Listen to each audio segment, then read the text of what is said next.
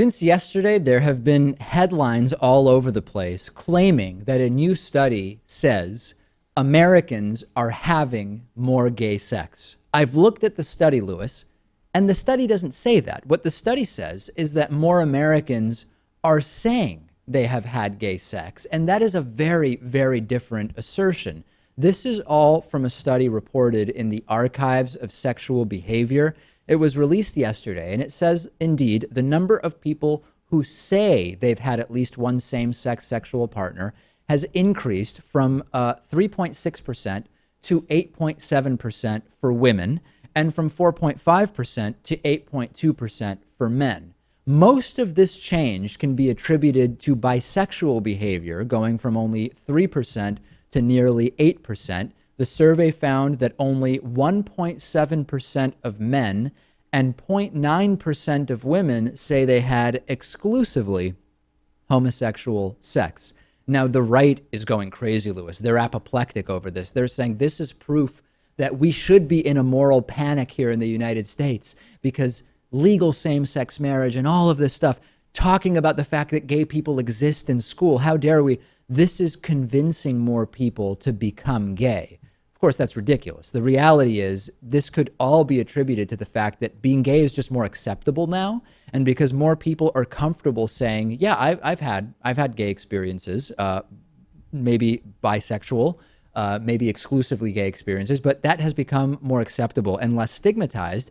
So that could account for much of the difference that we're seeing in the polls. There is actually no evidence whatsoever to suggest there are more gay people today than there were in the past. Yeah, and so that's probably the reality of the situation. There's one other possibility before you comment, Lewis. Okay. It also may be that it is true that people are having more gay sex, but not because there are more gay people, just because when there was more stigma, many people who realized that they were gay or bisexual did not act on it, which the Christian right actually thinks is good. They don't seem to care so much about the urges. They say, we have Christian counseling and we can train you to not act on the urges. We can't necessarily fix the urges, although some people can, like former Navy chaplain Gordon Klingenschmidt. Right.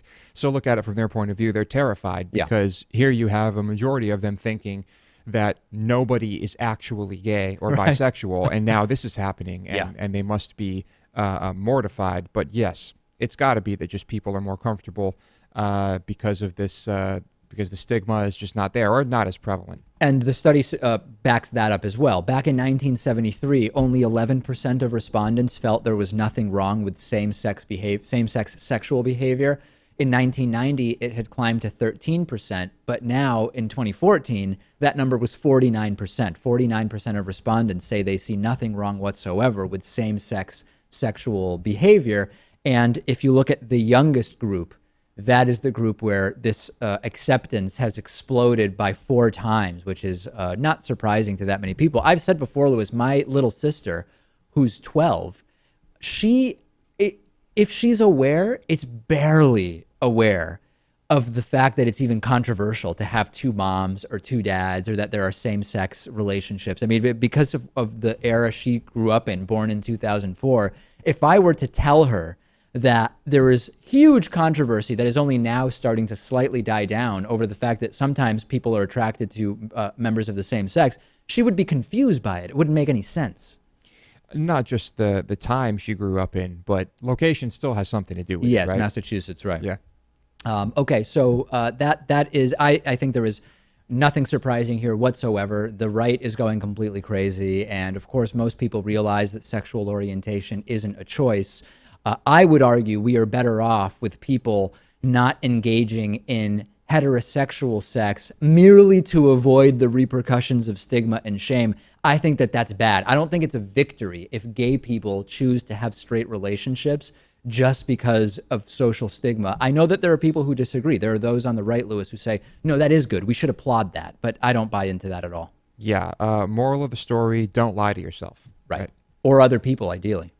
Yeah. Although that can be more complex, as we know. That definitely. Oh, yeah.